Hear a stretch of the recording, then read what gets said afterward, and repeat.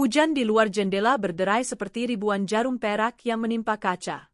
Di dalam kamar yang luas dan hangat ini, suara itu seharusnya menenangkan. Tapi bagiku, Mia, suara itu justru memperjelas kesunyian. Aku menoleh. Rian, putra semata wayangku yang berusia 6 tahun, berdiri di ambang pintu kamar. Mata bulatnya menatapku, memancarkan kerinduan yang sama persis dengan yang kurasakan. Ayah kapan pulang? Pertanyaan itu lagi. Pertanyaan yang sama setiap malam selama 6 bulan terakhir. Pertanyaan yang membuat hatiku terasa seperti diremas. Aku tersenyum, senyum yang terasa kaku dan palsu bahkan untuk diriku sendiri. Kurentangkan tanganku. Sini, sayang. Rian berlari kecil dan memelukku. Aku bisa mencium wangi sampo bayi dari rambutnya. Ayah masih sibuk sekali, Rian. Proyeknya besar sekali di luar kota. Ayah kerjakan buat Rian, buat kita. Tapi Rian kangen. Masa telepon aja susah? Jet. Anak sekecil ini pun bisa merasakan kejanggalan itu. Aku mengelus punggungnya. Nanti bunda coba telepon lagi, ya. Sekarang Rian tidur, besok kan sekolah. Setelah memastikan Rian kembali terlelap di kamarnya, aku kembali ke ruang kerjaku. Laptopku menyala, menampilkan deretan angka-angka merah di laporan keuangan perusahaan. Kerugian. Lagi, ini tidak masuk akal.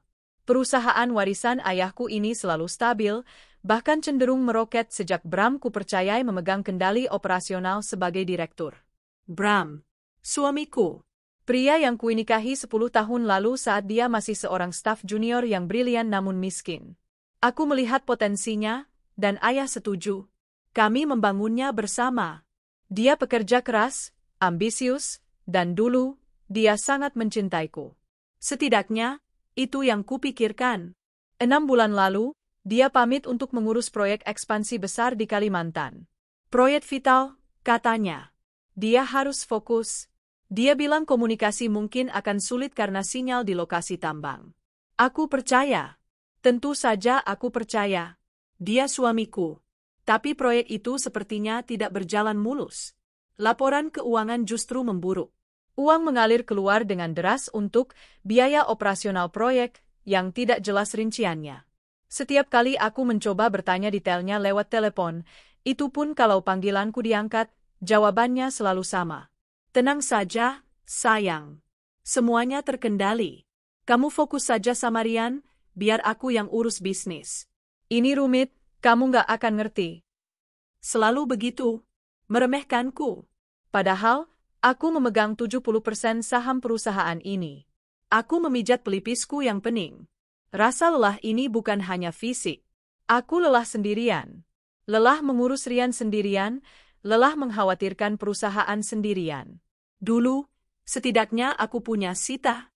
Mengingat nama itu membuat sedikit rasa hangat menjalari hatiku, sebelum berganti menjadi rasa kehilangan yang aneh. Sita, asisten rumah tanggaku. Aku menemukannya 3 tahun lalu, gadis desa yang lugu, jujur, dan sangat butuh pekerjaan. Dia cepat belajar, cekatan, dan sangat menyayangi Rian. Aku sudah menganggapnya seperti adikku sendiri. Saat ibunya di kampung sakit keras dan butuh operasi, aku tanpa pikir panjang mentransfer puluhan juta. Sita menangis, bersujud di kakiku, berjanji akan mengabdi seumur hidupnya padaku. Mbak Nia sudah seperti malaikat buat saya. Saya nggak akan pernah lupa kebaikan Mbak, katanya waktu itu. Aku hanya tertawa dan menyuruhnya berdiri. Anggap saja aku kakakmu, Sid. Jaga ibumu baik-baik. Tapi, 7 bulan lalu, dia datang padaku dengan mata sembab. Dia bilang dia akan menikah. Seorang pria di kampungnya sudah melamarnya, dan dia harus pulang.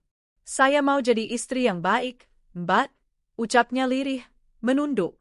Saya mau fokus ngurus rumah tangga.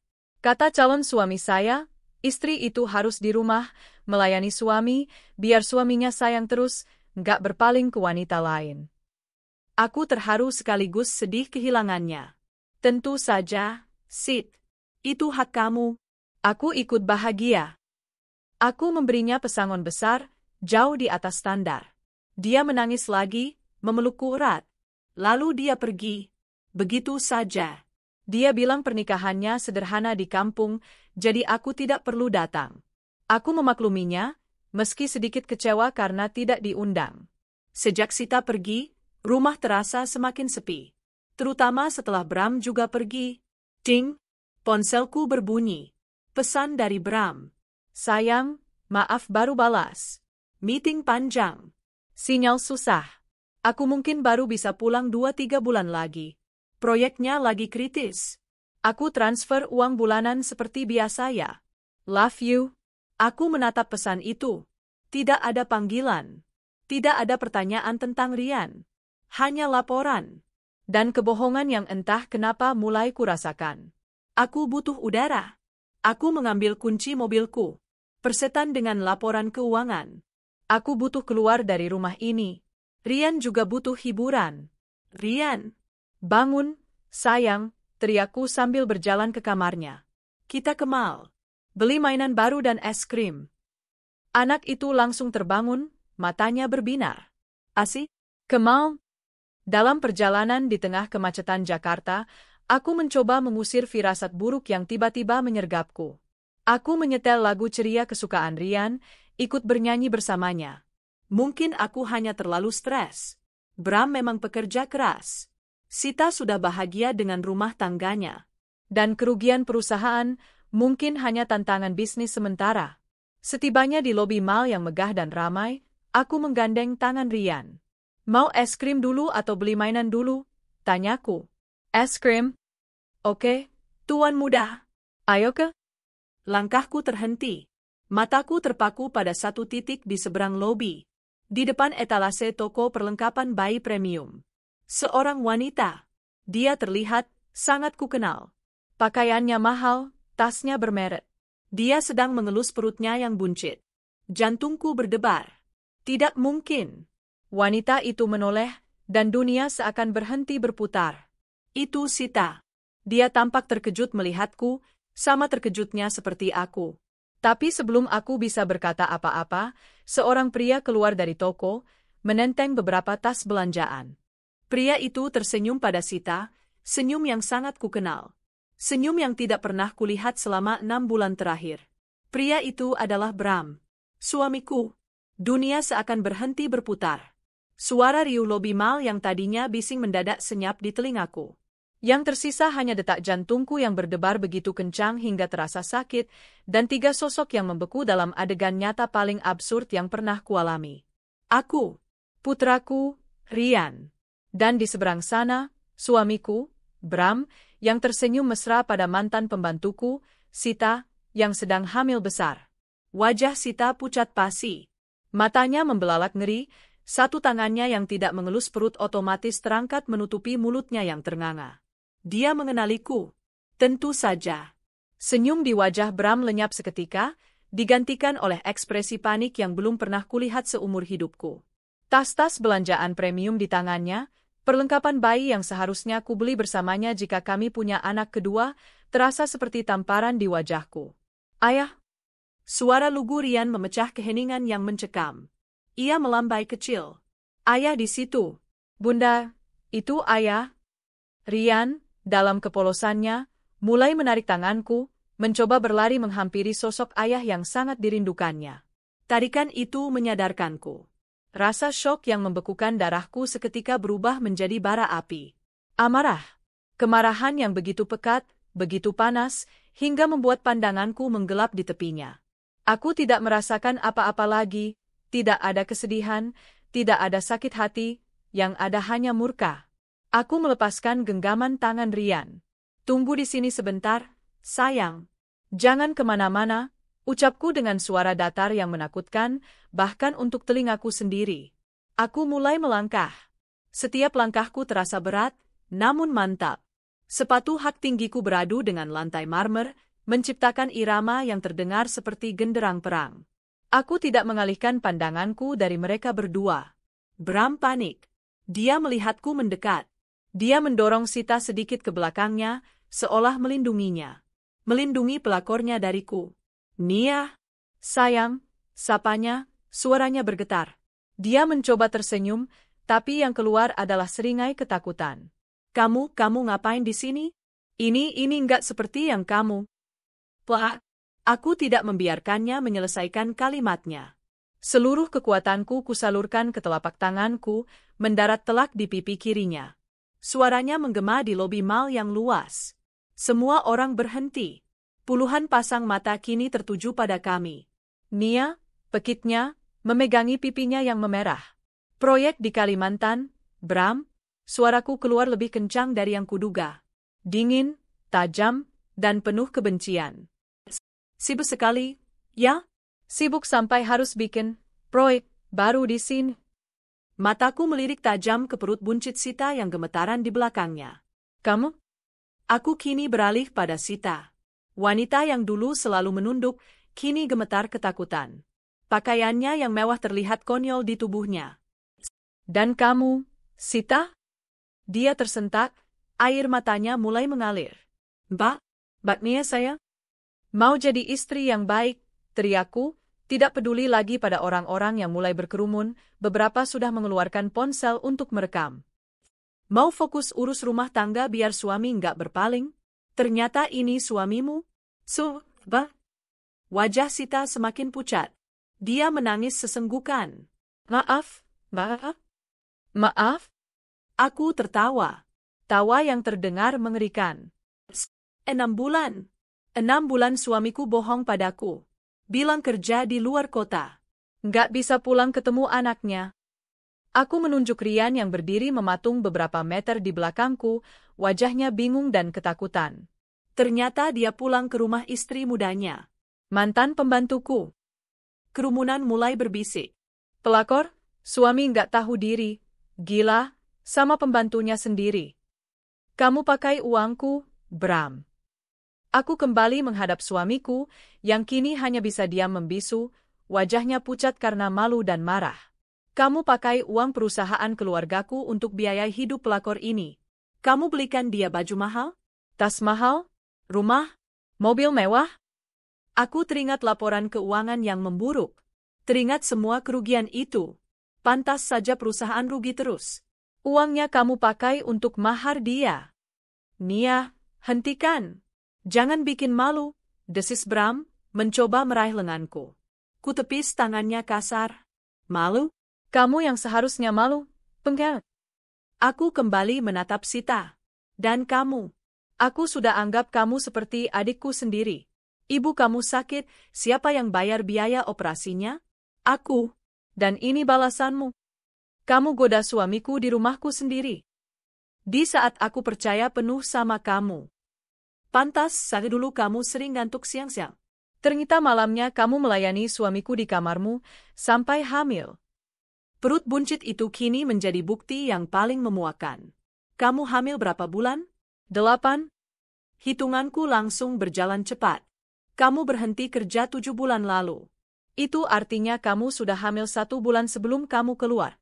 Kalian berzina di rumahku saat kamu masih jadi pembantuku.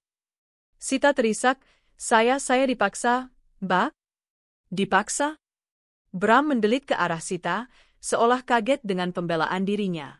Aku tertawa lagi. Dipaksa tapi sekarang kamu nikmati semua kemewahan ini? Jangan bodoh, Sita. Kamu itu ular.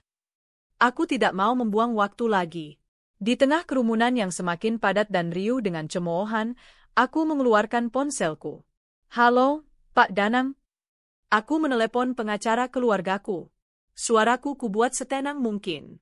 Tolong segera proses gugatan cerai saya terhadap Bramantio. Segera. Dan siapkan surat penyitaan aset perusahaan yang dia pakai. Ya, semuanya. Saya tunggu di kantor Anda 1 jam lagi. Wajah Bram berubah dari pucat menjadi seputih kertas. Nia, jangan gila. Kita bisa bicarakan ini. Tidak ada yang perlu dibicarakan. Aku mematikan telepon. Mataku tertuju pada kunci mobil mewah yang tergantung di saku celana Bram. Dengan satu gerakan cepat, aku merampasnya. Mobil ini.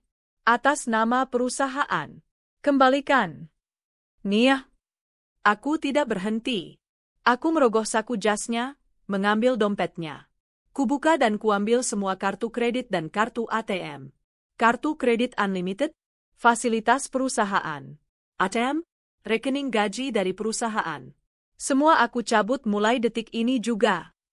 Kulemparkan dompet kosong itu ke wajahnya. Nikmati hidup barumu, Bram, desisku. Dengan dia. Bram terdiam. Hancur. Sita menangis histeris di belakangnya. Orang-orang di kerumunan mulai semakin berani. Pelakor nggak tahu malu, teriak seorang ibu. Laki-laki sampah, timpal yang lain. Tiba-tiba, seseorang dari kerumunan meludah ke arah mereka. Pengkhianat! Cemoohan dan ludah mulai berdatangan. Mereka berdua terpojok, dipermalukan di depan umum, tepat seperti yang kuinginkan. Aku membalikkan badan. Rasa puas yang dingin menjalar sejenak sebelum aku melihat wajah Rian. Anakku menangis dalam diam. Wajahnya penuh ketakutan dan kebingungan. Amarahku langsung luntur, digantikan rasa sakit yang menusuk. Ya Tuhan, anakku. Dia melihat semuanya. Aku berlari kecil ke arahnya, berlutut, dan memeluknya erat. Maaf, sayang, maafin Bunda. Kita pergi dari sini, ya. Kita beli es krim di tempat lain. Aku menggendongnya, membenamkan wajahnya di leherku agar dia tidak perlu melihat ayahnya yang kini menjadi tontonan publik. Sambil berjalan cepat meninggalkan kerumunan itu, aku bisa mendengar suara tangisan histeris Sita dan makian orang-orang yang mengiringi langkahku. Aku tidak menoleh ke belakang. Di dalam mobil, tanganku gemetar hebat saat memasukkan kunci. Rian masih terisak di kursinya. Aku menyalakan mesin, dan air mataku akhirnya tumpah. Bukan air mata kesedihan. Ini air mata kemarahan, air mata kelegaan karena telah meledak, dan air mata ketakutan akan apa yang akan terjadi selanjutnya. Babak baru dalam hidupku baru saja dimulai. Babak di mana aku tidak akan memberi ampun. Perjalanan pulang dari mal adalah siksaan dalam keheningan. Satu-satunya suara di dalam mobil adalah isak tangis Rian yang tertahan dan deru mesin Mercedesku yang membelah kemacetan sore. Tanganku yang mencengkeram setir masih gemetar hebat. Di kursi penumpang, kunci mobil mewah Bram yang kurampas tadi tergeletak seperti trofi yang memuakkan. Suara Rian yang bergetar memecah kebisuan. Aku menatapnya dari kaca spion. Wajah mungilnya basah oleh air mata, matanya penuh kebingungan yang meremukkan hatiku. Ayah jahat, ya? Aku menelan ludah, rasa perih langsung menyengat tenggorokanku. Bagaimana aku bisa menjelaskan pengkhianatan, perselingkuhan, dan kehancuran rumah tangga pada anak berusia 6 tahun? Aku menepikan mobil di tempat yang aman dan mematikan mesin.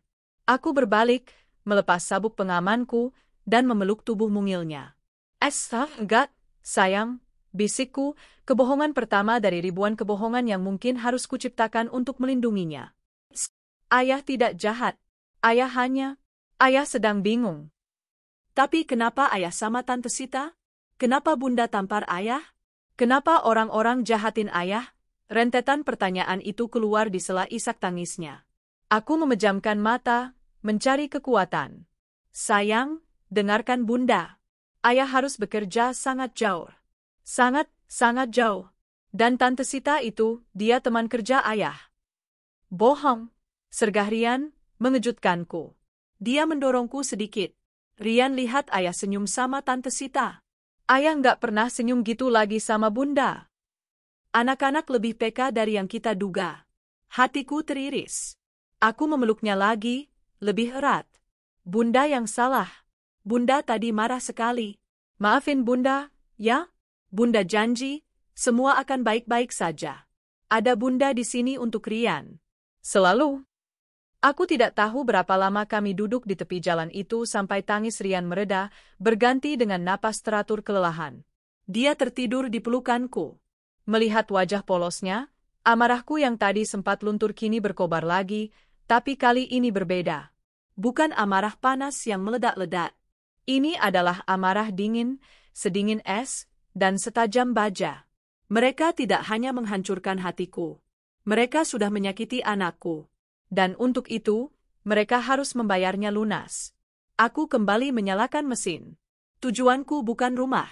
Tujuanku adalah kantor Pak Danang, pengacara keluargaku. 1 jam kemudian, aku duduk di seberang Pak Danang. Rian tertidur di sofa mewah di sudut ruangan, dijaga oleh sekretaris Pak Danang yang baik hati. Nia, saya turut prihatin, ujar Pak Danang, pria parubaya berkacamata yang sudah mengabdi pada keluargaku selama puluhan tahun. Tapi, saya harus akui, saya kaget dengan kecepatan tindakan Anda di mal tadi. Jangan kaget, Pak, sahutku dingin. Itu baru pemanasan. Saya mau semuanya selesai hari ini. Pak Danang mengangguk, menyalakan laptopnya. Baik, Anda bilang gugatan cerai. Apa Anda yakin? Tidak ada mediasi. Tidak ada, jawabku tegas. Saya mau cerai gugat. Hak asuh Rian jatuh penuh ke tangan saya. Tanpa terkecuali. Bagaimana dengan harta Gonogini? Aku tertawa sinis. Harta apa? Semua yang dia miliki adalah milik saya. Perusahaan itu warisan ayah saya. Rumah yang kami tinggali adalah hibah dari orang tua saya. Mobil yang dia pakai adalah aset perusahaan. Bahkan rekening banknya adalah rekening gaji dari perusahaan saya. Dia mungkin akan menuntut bagian atas jasanya membesarkan perusahaan, kata Pak Danang, memainkan peran sebagai devil's advocate. Silakan saja, desisku. Tapi dia harus jelaskan dulu kemana perginya uang perusahaan selama 6 bulan terakhir. Saya punya laporan keuangannya. Ada kerugian miliaran rupiah untuk biaya proyek fiktif yang saya yakini dia gunakan untuk membeli rumah dan mobil mewah untuk selingkuhannya.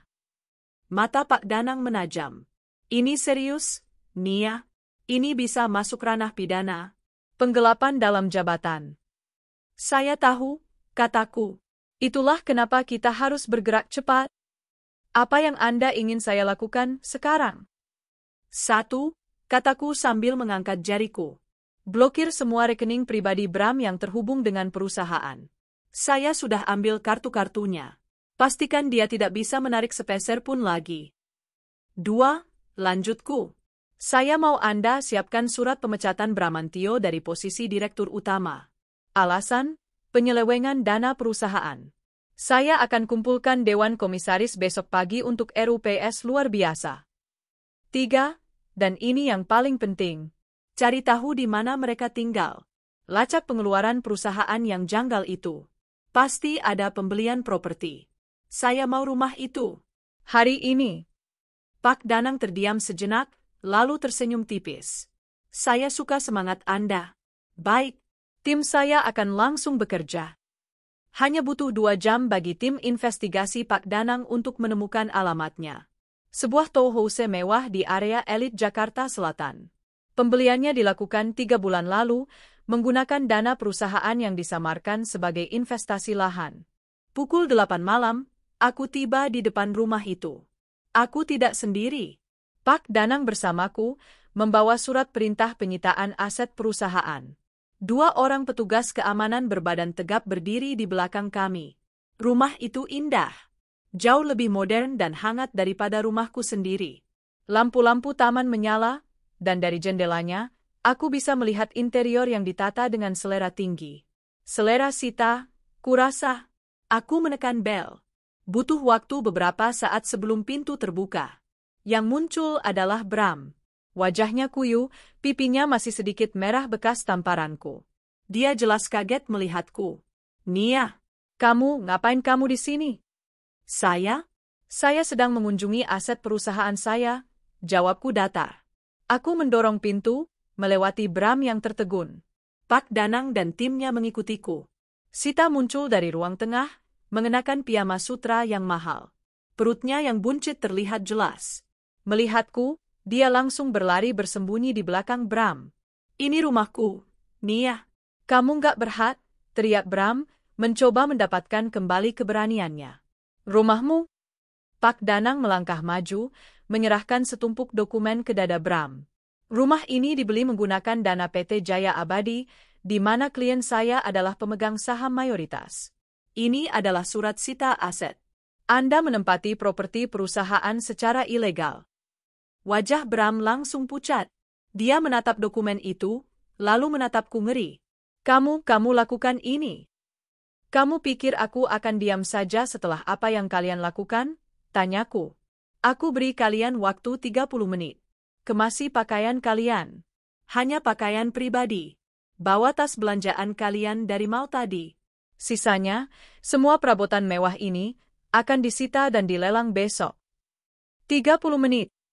Gila kamu, seru Bram. Sita sedang hamil besar. Kamu mau mengusir kami ke jalanan?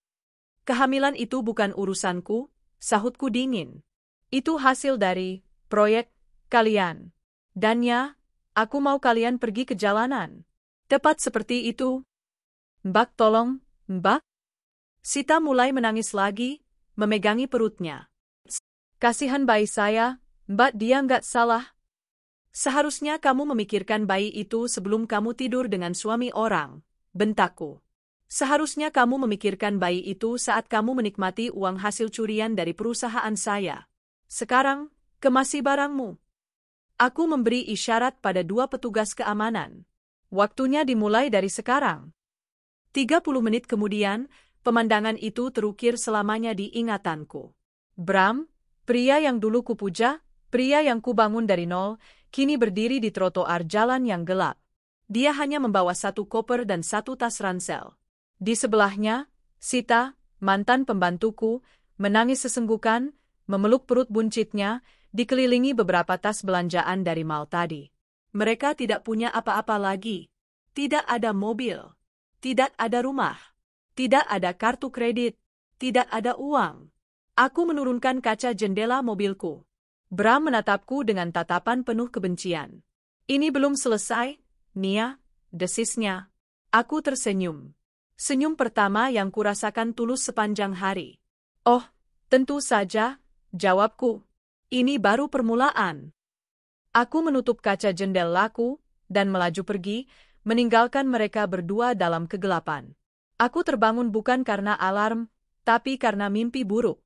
Mimpi di mana aku melihat Bram dan Sita tertawa di ranjangku. Aku terbangun dengan napas terengah, keringat dingin membasahi dahi. Namun, alih-alih panik, aku merasakan gelombang kelegaan yang aneh. Itu bukan mimpi. Itu nyata. Dan aku sudah melewatinya. Aku melirik jam di nakas. Pukul 5 pagi.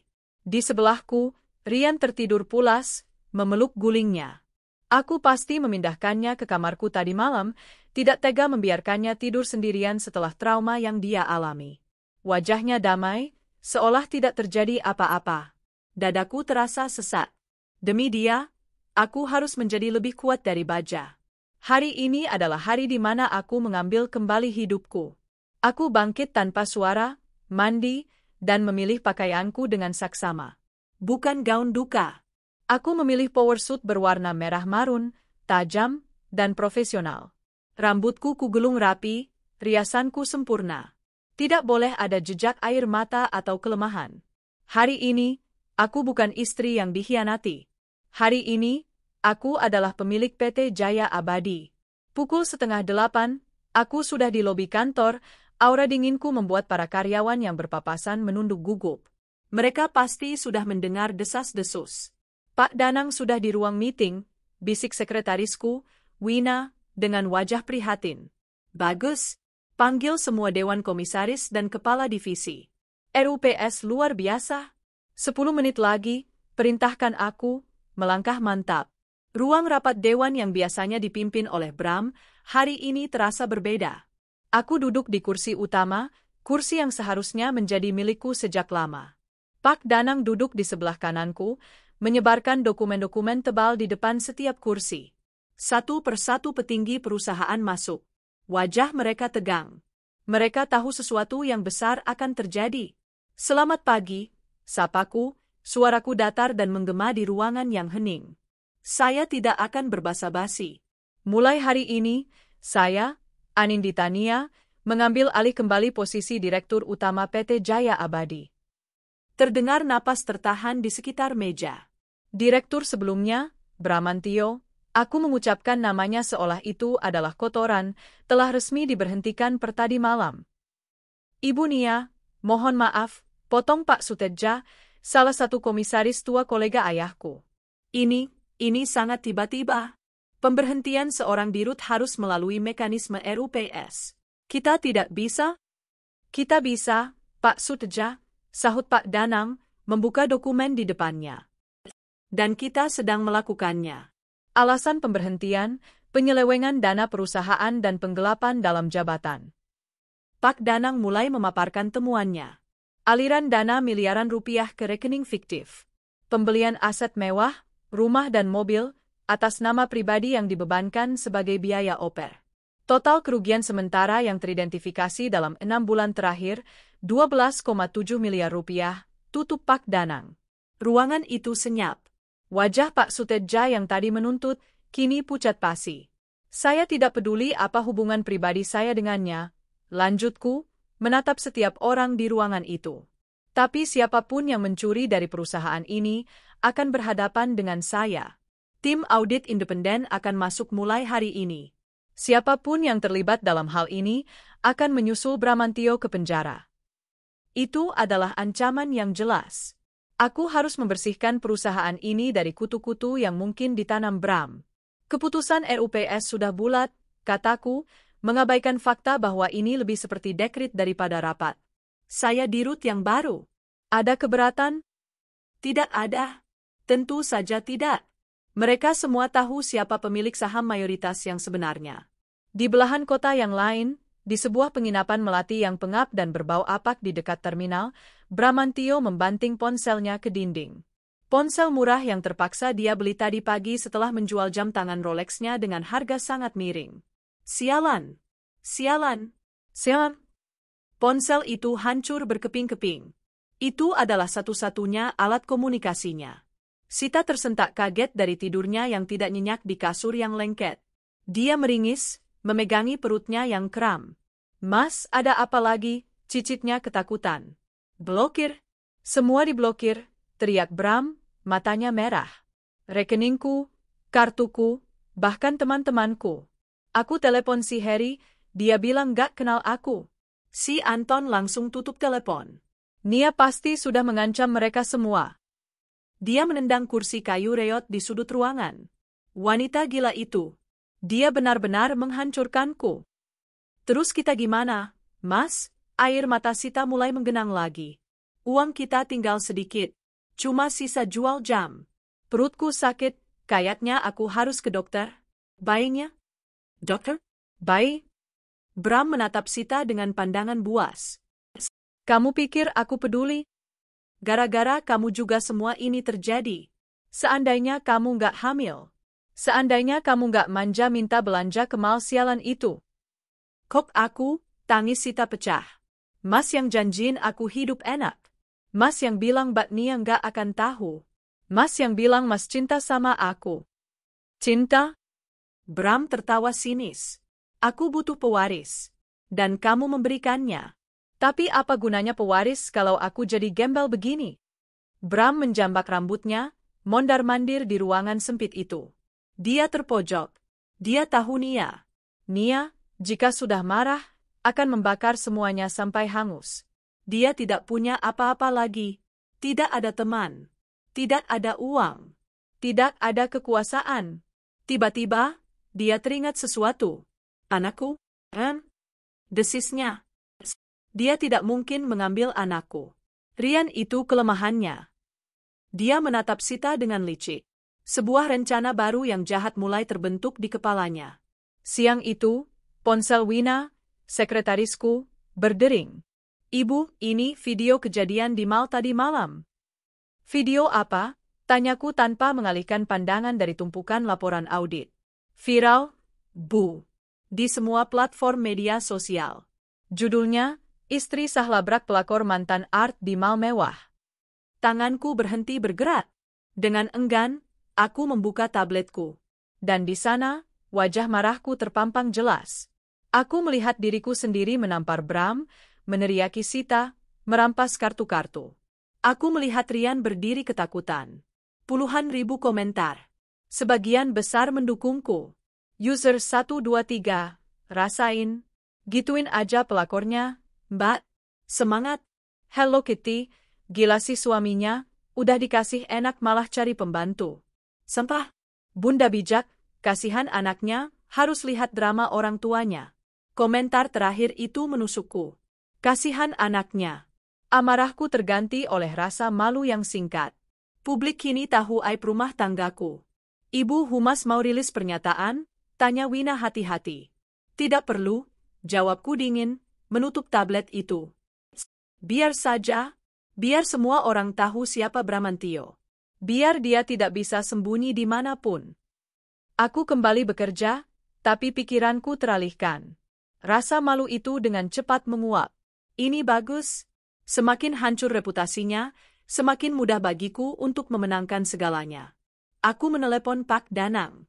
Pak, kataku, rumah di Tower House itu. Saya tidak mau rumah itu. Tentu, Nia. Tim saya sedang mengurus penjualan aset sitaan. Bukan, potongku. Saya tidak mau proses lelang yang lama. Jual cepat. Sekarang juga. Tawarkan ke siapa saja. Beri harga miring. Saya tidak peduli rugi sedikit. Saya hanya ingin rumah itu lenyap dari daftar asetku sebelum matahari terbenam. Pak Danang terdiam sejenak di seberang sana. Baik, Nia. Akan saya laksanakan. Aku menutup telepon. Satu lagi jejak mereka kulenyapkan. Ini bukan lagi soal balas dendam. Ini soal membersihkan. Membersihkan hidupku, perusahaan, dan kenanganku dari sampah yang mereka tinggalkan. Minggu pertama setelah insiden mal berlalu seperti badai. Aku membenamkan diriku dalam pekerjaan, mengambil alih kemudi perusahaan yang ternyata jauh lebih bobrok di bagian dalam daripada yang terlihat di laporan keuangan. Ruang direktur utama, yang dulu dihiasi dengan selera maskulin Bram, kursi kulit gelap, miniatur mobil sport, dan foto-foto golf, kini telah kubersihkan. Semua barang pribadinya kumasukkan ke dalam kotak kardus dan kulempar ke gudang. Aku menggantinya dengan anggrek putih segar, foto Rian dalam bingkai perak, dan aroma peppermint yang tajam untuk membantuku tetap fokus. Bu Nia, Wina, sekretarisku, masuk dengan ragu. Tim audit independen sudah tiba di ruang rapat. Bagus, suruh mereka tunggu. Saya akan ke sana 5 menit lagi, jawabku tanpa mengangkat kepala dari tumpukan dokumen. Ponselku bergetar. Pak Danang. Halo, Pak. Nia, selamat pagi. Laporan awal dari tim investigasi saya. Sepertinya lubangnya lebih dalam. Bram tidak bekerja sendirian. Ada beberapa manajer keuangan dan pembelian yang terlibat memanipulasi faktur proyek. Aku memejamkan mata sejenak. Tikus. Tentu saja dia memelihara tikus. Siapkan surat pemecatan untuk semua yang terlibat. Dan pastikan mereka tidak bisa kabur. Saya mau ini bersih sampai ke akarnya. Satu hal lagi, kata Pak Danang, suaranya lebih pelan. Bram mencoba menghubungi saya. Meminta mediasi. Dia bilang dia mau bicara soal Rian. Tanganku yang memegang pena mengeras. Jangan direspons. Soal Rian adalah urusanku. Gugatan cerai dan tuntutan pidana tetap berjalan. Jangan beri dia celah sedikit pun. Aku menutup telepon. Jadi, dia mulai menggunakan Rian. Persis seperti yang kuduga. Melangkah keluar dari ruanganku, aku bisa merasakan bisikan-bisikan itu. Para karyawan di lantai eksekutif langsung terdiam pura-pura sibuk saat aku lewat. Aku tahu apa yang mereka bicarakan. Video di mal itu masih menjadi trending topik. Mereka memanggilku, Ratu S, si tangan besi. Ada yang kagum, banyak yang takut. Aku tidak peduli. Rasa takut adalah alat yang berguna saat ini. Di seberang kota, di sebuah kamar kos sempit di daerah kumuh dekat bantaran kali, bau comberan menusuk hidung. Ini adalah tempat ketiga yang mereka tinggali dalam seminggu. Penginapan Melati terlalu mahal. Uang hasil menjual jam tangan Rolex curian itu habis hanya dalam 3 hari untuk biaya penginapan dan makan. Kini, mereka tidak punya apa-apa lagi. Sita meringis di atas kasur tipis yang lembab. Wajahnya bengkak, kakinya juga. Kehamilan 8 bulan ditambah stres ekstrim dan gizi buruk membuat tubuhnya menyerah. Perutku kencang sekali. Sepertinya bayinya mau keluar. Diam kamu, bentak Bram, menendang ember kosong di lantai. Dia belum mandi 3 hari. Pria yang dulu wangi parfum mahal itu kini berbau asam keringat dan putus asa. Bayi terus. Gara-gara bayi sialan ini kita jadi begini. Kok bayi yang disalahin? Tangis Sita pecah. Mas yang janjiin aku. Katanya Mas mau ceraikan Mbak Nia. katanya Mas cinta sama aku. Bohong. Semua bohong. Cinta nggak bikin kenyang, Sita, raung Bram. Dia menatap wanita yang kini terlihat kucel dan menyedihkan itu dengan jijik. Kecantikannya yang dulu memikatnya kini luntur, tergantikan oleh realitas yang pahit. Aku harus dapat uang. Aku harus keluar dari tempat sialan ini. Gimana caranya, Mas? Kita mau makan apa hari ini? Aku lap. Bram tidak menjawab. Matanya menatap liar keluar jendela, ke arah jalanan yang becek. Pikirannya berputar. Nia telah menutup semua jalannya. Teman-temannya menghilang. Pengacaranya menolak panggilannya. Hanya ada satu jalan. Satu-satunya kelemahan Nia. Rian, desisnya. Sita menatapnya tidak mengerti. Rian? Anakku. Anaknya Nia, kata Bram, seringai licik mulai terbentuk di wajah kotornya. Dia pasti merindukanku. Dan Nia, dia tidak akan tega melihat Rian menderita. Mas mau apa? Tanya Sita, firasatnya buruk. Aku akan menemuinya.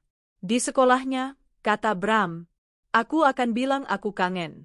Aku akan bilang aku butuh uang untuk makan. Nia mungkin kejam padaku, tapi dia tidak akan kejam pada ayah dari anaknya di depan Rian. Mas, jangan, nanti Mbak Nia makin marah. Diam, potong Bram, matanya membelalak. Kamu di sini saja. Jangan kemana-mana. Kalau aku berhasil, kita bisa makan enak malam ini. Kalau dia tidak melanjutkan kalimatnya, tapi ancaman itu menggantung jelas di udara. Dia menyambar jaket kusam satu-satunya yang tersisa dan pergi, membanting pintu kayu yang rapuh itu, meninggalkan Sita yang menangis sendirian dalam kesakitan. Malam itu, aku pulang larut. Rumah terasa sepi dan dingin.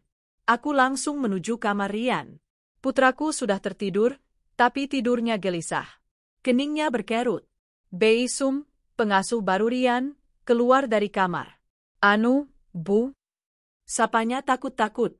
Kenapa, Bei? Rian demam. Tidak, Bu.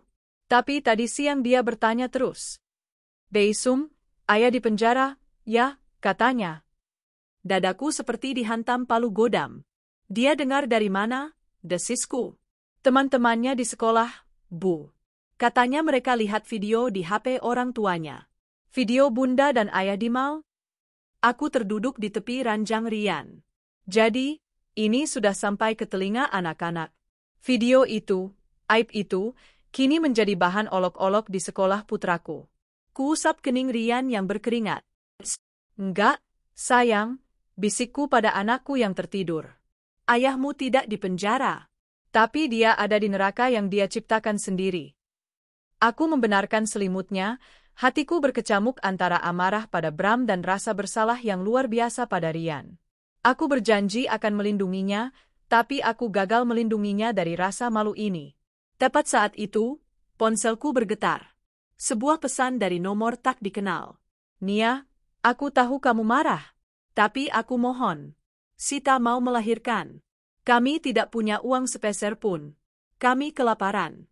Aku mohon, demi masa lalu kita, transfer aku sedikit saja. Untuk biaya persalinan. Pesan dari Bram.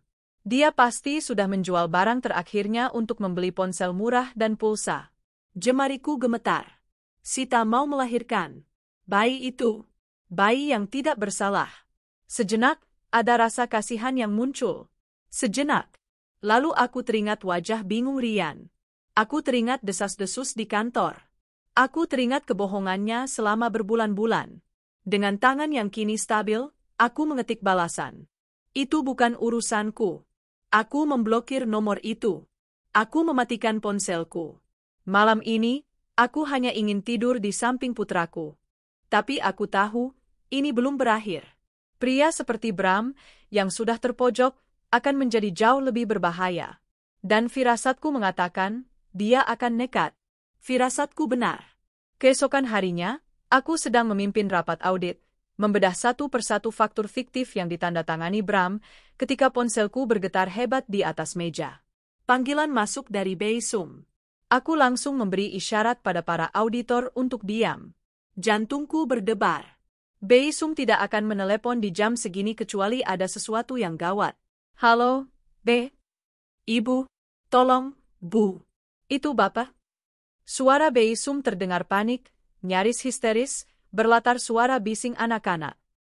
Bapak di depan gerbang sekolah. Dia mau ambil Den Rian. Darahku serasa surut dari wajahku. Ruangan rapat yang dingin mendadak terasa panas dan menyesakkan. Tenang, Bei, bentakku, mencoba mengendalikan suaraku yang gemetar. Bawa Rian masuk kembali ke sekolah. Jangan biarkan dia keluar. Beri teleponnya ke Satpam. Satpamnya lagi coba usir, Bu, tapi bapaknya teriak-teriak. Dia kelihatan, astagfirullah. Aku tidak perlu mendengar lanjutannya. Aku bisa membayangkannya. Tutup teleponnya, Bei. Kunci Rian di ruang kepala sekolah kalau perlu. Aku ke sana sekarang. Aku menyambar tasku, mengabaikan tatapan bingung para auditor. Rapat selesai, seruku sambil berlari keluar ruangan. Sambil berlari menuju lift, aku menelepon Pak Danang. Nia, ada apa? Bram di sekolah Rian. Sekarang, teriakku. Dia membuat keributan. Saya mau polisi di sana. Saya mau dia ditangkap. Dan siapkan surat perintah penahanan, restraining order, hari ini juga. Dia tidak boleh mendekati saya atau anak saya dalam radius 500 meter. Saya urus, jawab Pak Danang tegas, tanpa basa-basi. Aku membanting setir keluar dari basement kantor, jantungku serasa mau meledak. Beraninya dia menyentuh anakku. 20 menit sebelumnya, di depan gerbang sekolah dasar internasional itu, pemandangan kontras yang menyedihkan terjadi. Mobil-mobil mewah berdatangan, menurunkan anak-anak yang rapi.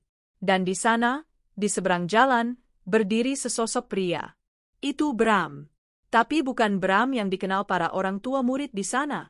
Bukan direktur utama yang gagah dan karismatik yang biasa memberi sambutan di acara sekolah. Ini adalah pria kuyu dengan lingkaran hitam pekat di bawah matanya. Jaket kusamnya berbau asam. Rambutnya lepek tak terurus. Janggut dan kumisnya mulai tumbuh liar. Dia lebih mirip gelandangan daripada seorang eksekutif. Dia mengamati gerbang seperti elang, matanya liar mencari satu sosok. Lalu, bel pulang berbunyi. Anak-anak berhamburan keluar. Dan di sanalah dia, Rian, digandeng oleh Bei Sum. Rian, anakku, teriak Bram, berlari menyeberang jalan, mengabaikan klakson mobil yang marah. Rian membeku. Dia melihat pria itu. Dia mengenali suara itu, tapi penampilannya, ayah, cicit Rian, lebih mirip pertanyaan ketakutan daripada sapaan rindu. Bram langsung berlutut, mencoba memeluk Rian. Rian, ini ayah, nak. Ayah kangen sekali sama kamu. Bei Sum, yang sudah kuberikan foto-foto Bram, langsung sadar. Dia menarik Rian ke belakang tubuhnya. Bapak siapa, ya? Jangan macam.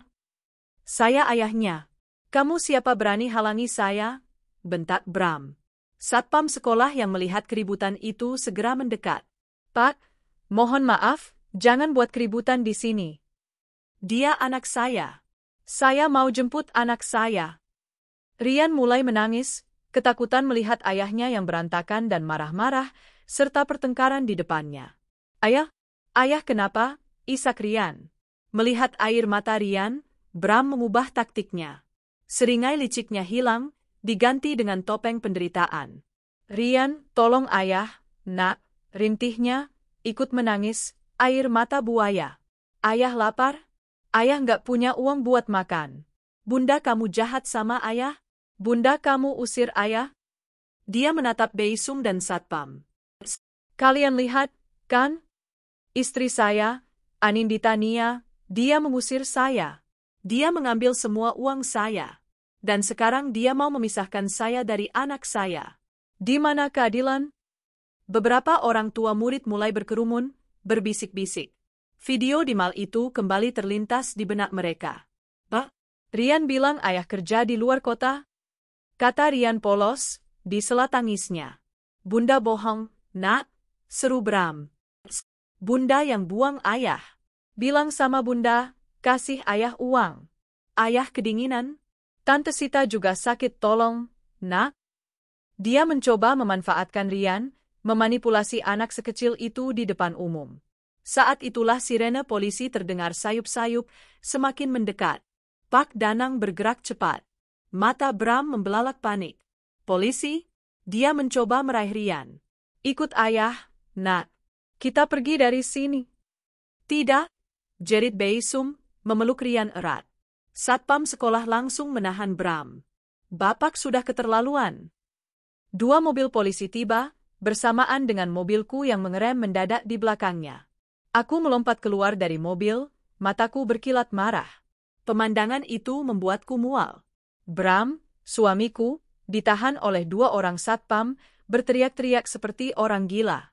Dan Rian, anakku, menangis histeris di pelukan Beisum. Bramantio, desisku.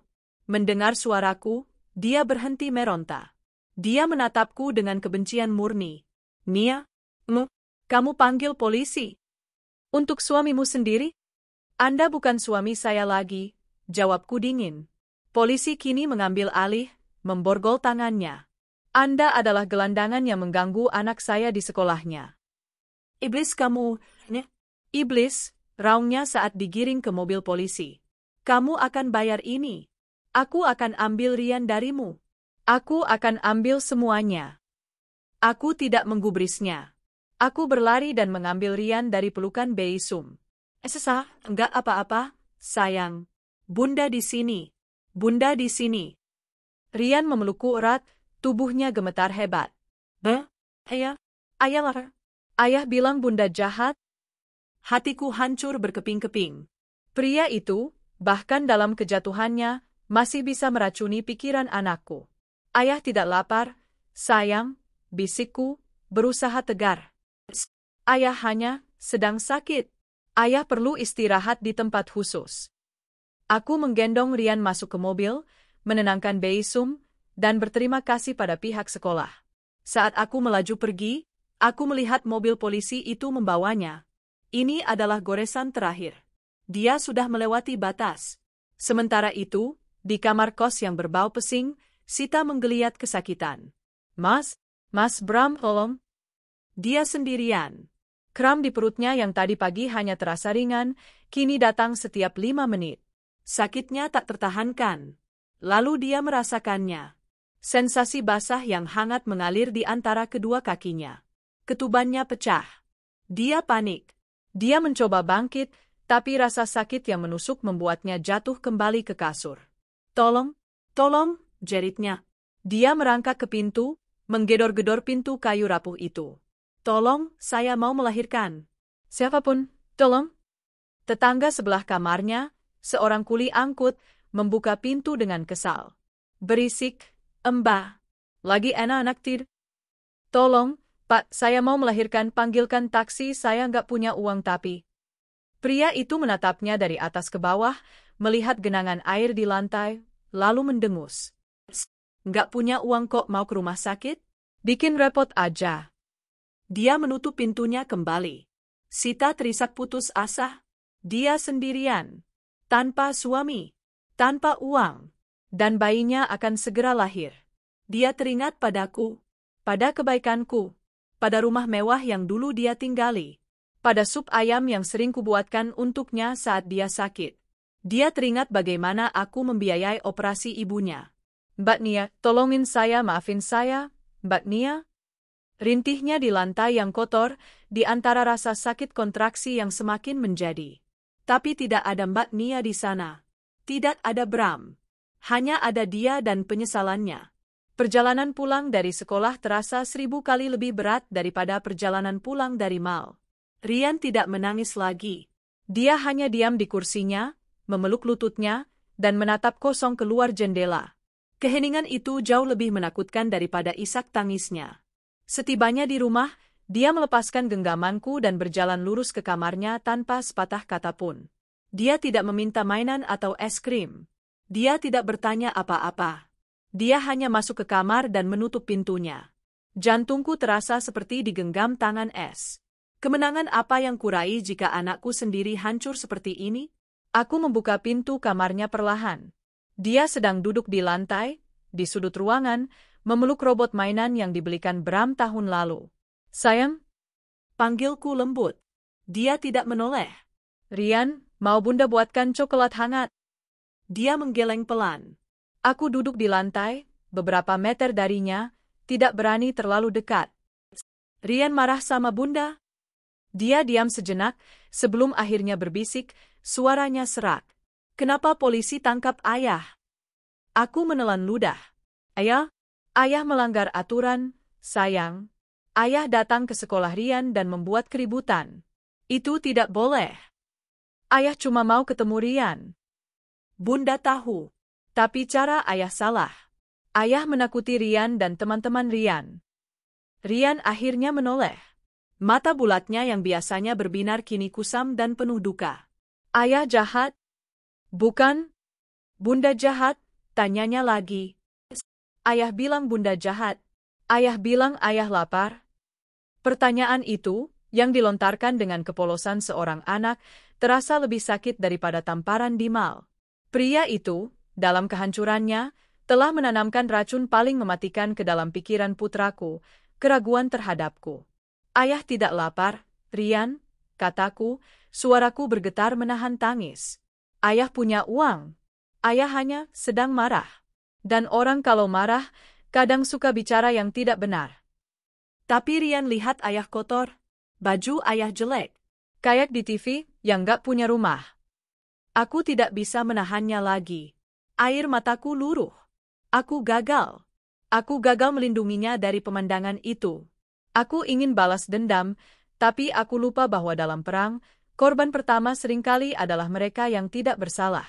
Aku merangkak mendekat dan memeluknya erat, kali ini aku yang menangis di bahunya. Maafin Bunda, sayang. Maafin Bunda. Bunda janji, Bunda akan perbaiki ini. Apapun yang terjadi, Bunda sayang sekali sama Rian.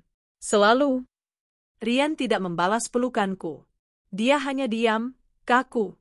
Malam itu, aku menelepon seorang psikolog anak terkenal, meminta jadwal darurat untuk besok. Perusahaanku bisa menunggu. Lukisan-lukisan fiktif itu bisa menunggu.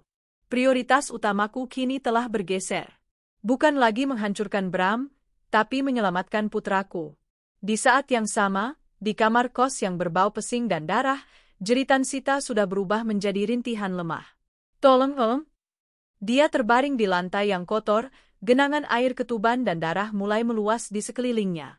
Rasa sakit yang merobek-robek perutnya datang semakin sering. Bayinya akan keluar. Di sini. Di tempat kotor ini. Mas Bram. Tolong, Mas. Jeritnya putus asa, meskipun dia tahu Bram tidak akan datang. Pintu kamarnya terbuka. Bukan kuli angkut yang tadi. Tapi seorang wanita parubaya, gemuk, pemilik kos, dengan daster kusam. Wajahnya masam. Berisik banget kamu, ya? Hardiknya. Lagi sakit gigi. Lalu matanya melihat ke lantai. Melihat darah. Astaga. Gusti Pangeran, pekik wanita itu, panik. Kamu mau lahiran di sini? Jangan. Nanti tempat saya jadi angker. Keluar kamu. Saya nggak bisa jalan, Bu. Rintih Sita, mengulurkan tangannya yang gemetar. Tolong panggilkan ambulans. Ambulans dikira bayar pakai daun. Kamu bayar kos aja nunggak? Tapi di balik kekesalannya, ada ketakutan. Jika wanita ini mati di kamarnya, urusannya akan panjang. Bambang, teriak si ibu kos ke lorong. Bantuin ini. Ada yang mau brojol? Dua pemuda, penghuni kos lain, muncul dengan wajah mengantuk. Melihat kondisi Sita, mereka ikut panik. Gimana, Bu?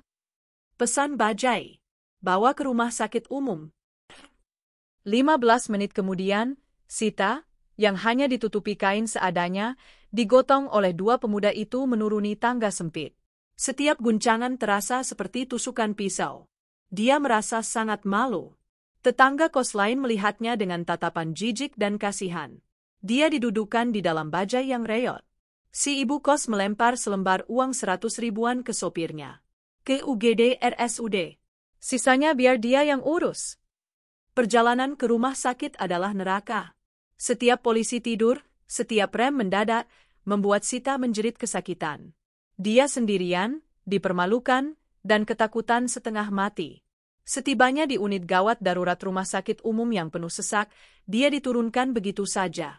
Sopir bajai menurunkannya di kursi roda yang sudah reyot, lalu pergi. Sita terdampar di koridor UGD yang ramai, berbau disinfektan dan penyakit. Orang-orang berlalu lalang, mengabaikan rintihannya. "Suster, tolong, saya mau melahirkan." Seorang perawat yang tampak kelelahan menghampirinya, mendorong kursi roda itu dengan kasar. "Suaminya mana, Bu? Keluarga? BPJS? Kartu?" Sita hanya bisa menggeleng lemah, menangis. "Nggak ada, saya sendirian, saya nggak punya uang." Perawat itu berdecat. "Pasien umum nggak ada penjamin. Repot ini."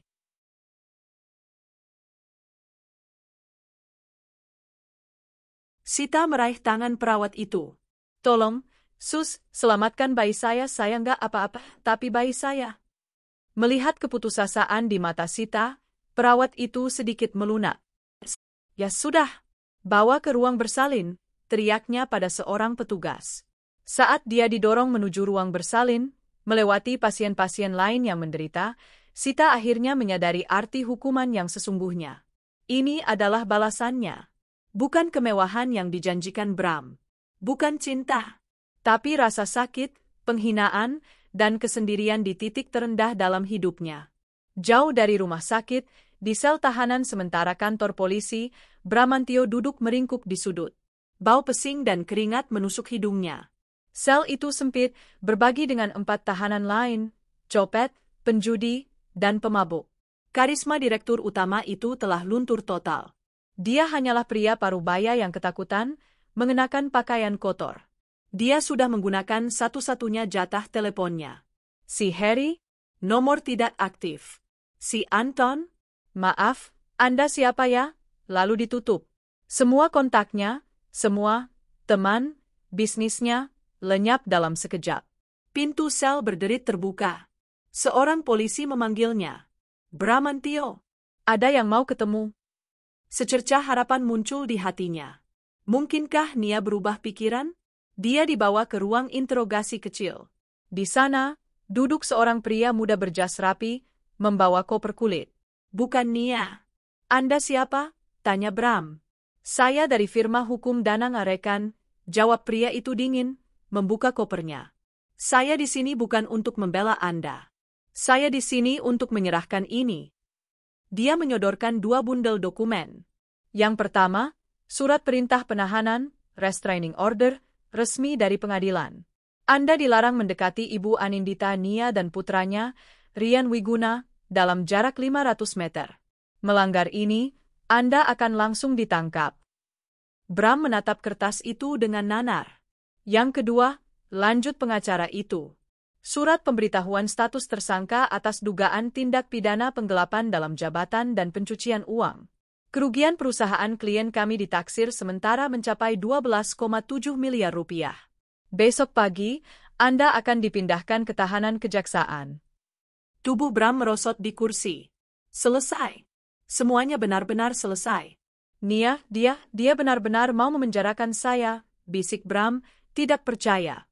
Pengacara muda itu menatapnya tanpa emosi. "Klien saya hanya mengambil kembali apa yang menjadi haknya."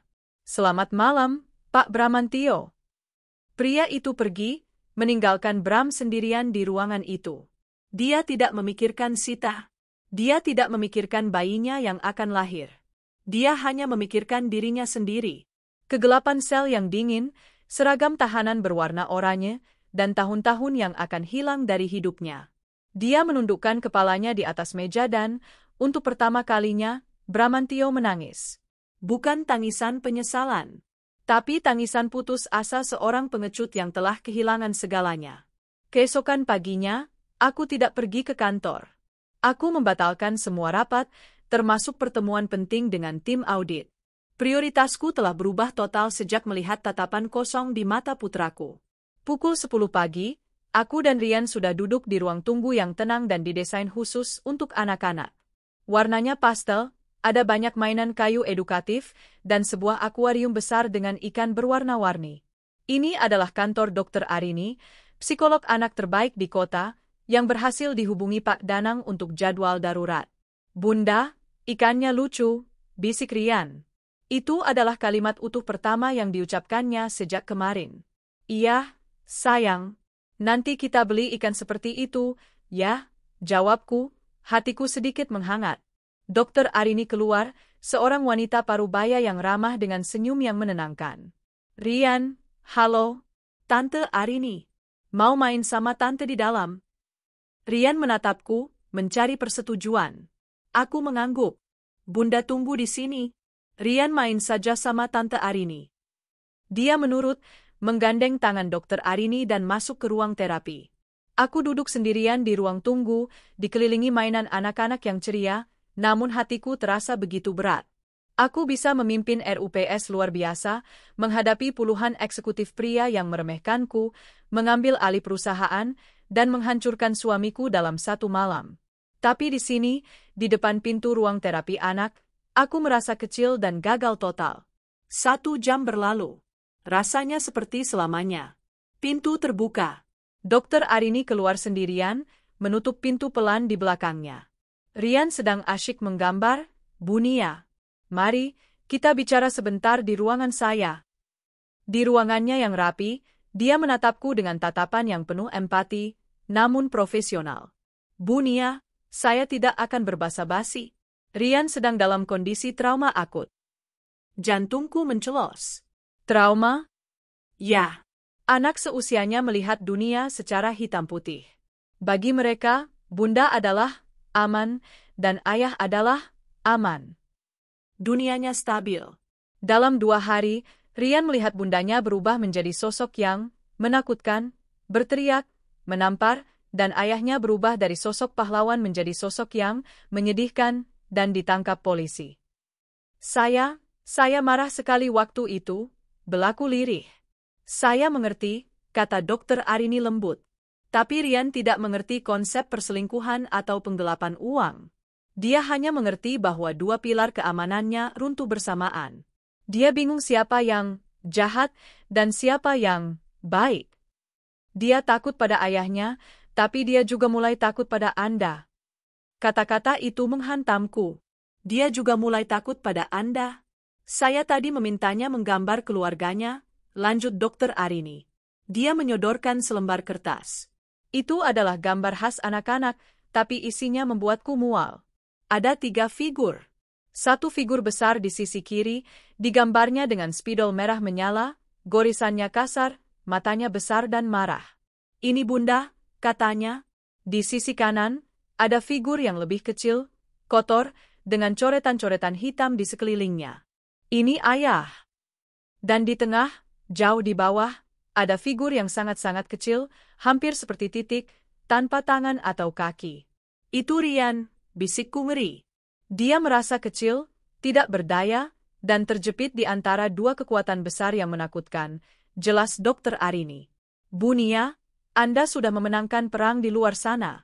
Tapi di sini, di rumah, Anda harus segera melakukan gencatan senjata demi putra Anda. Apa yang harus saya lakukan? Tanyaku putus asa. Pertama, kembalikan rasa aman. Rutinitas. Pelukan. Jangan pernah lagi menjelek-jelekkan ayahnya di depannya, seburuk apapun perbuatan Bram. Cukup katakan, ayah sedang sakit dan perlu waktu untuk sembuh. Jangan libatkan dia dalam kemarahan orang dewasa. Tugas Anda sekarang bukan lagi menjadi Ratu S yang kuat itu. Tugas Anda adalah menjadi bunda yang hangat dan aman. Itu akan jauh lebih sulit daripada mengambil alih perusahaan. Aku keluar dari ruangan itu dengan lutut gemetar. Kemenanganku terasa hampa. Aku telah membakar hangus jembatan, tapi aku lupa bahwa anakku berdiri di tengah-tengah jembatan itu. Di saat yang hampir bersamaan, di ruang bersalin kelas 3 RSUD yang panas dan berisik, jeritan kesakitan Sita akhirnya berakhir. Nggeh, Bu, dorong lagi. Kepalanya sudah keluar, seru seorang bidan galak. Sita, yang tenaganya sudah habis, mengumpulkan sisa kekuatannya dan mendorong untuk terakhir kali. Terdengarlah suara tangis bayi yang melengking, memecah keriuhan ruangan. Laki-laki, kata bidan itu singkat, membersihkan bayi itu seadanya dan meletakkannya di dada Sita yang basah oleh keringat. Sita menatap makhluk kecil kemerahan yang ada di dekapannya. Bayi Bram. Pewaris yang Bram inginkan. Tapi melihat bayi itu, Sita tidak merasakan kemenangan. Yang dia rasakan hanyalah ketakutan yang luar biasa. Sus, bayinya kok kecil sekali, bisiknya lemah. Perawat lain yang sedang memeriksa bayi itu berdecak. Kecil gimana, Bu? Ini prematur. Beratnya cuma 2,1 kilogram. Harusnya masih di dalam perut ini, kok bisa-bisanya stres sampai lahiran sekarang. Tiba-tiba, tangis bayi itu berhenti. Tubuhnya yang kemerahan berubah sedikit kebiruan. Sus, bayinya berhenti napas, pekik perawat itu. Bidan langsung menyambar bayi itu. Saturasi oksigen turun. Panggil dokter anak. Sita panik. Anak saya kenapa? Tolong. Anak saya. Bayi mungil itu segera dibawa ke ruangan lain. Beberapa menit kemudian, seorang dokter anak muda menghampiri Sita yang masih terbaring lemah di ranjang persalinan. Bu, kata dokter itu, bayi Anda laki-laki, tapi lahir prematur dengan berat badan sangat rendah. Paru-parunya belum matang sempurna. Dia mengalami gangguan pernapasan. Kami harus segera memasukkannya ke inkubator di ruang NICU, Neonatal Intensive Care Unit. NICU? Ya. Dan dia akan butuh perawatan intensif. Mungkin beberapa minggu. Dokter itu menatap kertas di tangannya. Status Anda pasien umum, tidak ada penjamin, tidak ada BPJS. Biaya NICU per hari itu tidak murah, Bu. Anda harus segera menyelesaikan administrasinya di loket. Dunia Sita runtuh. NICU. Biaya. Administrasi. Uang.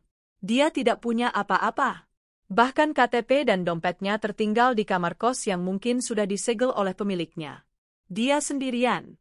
Saya nggak punya uang, Dok. Isak Sita. Suami saya dia? Itu bukan urusan saya, Bu.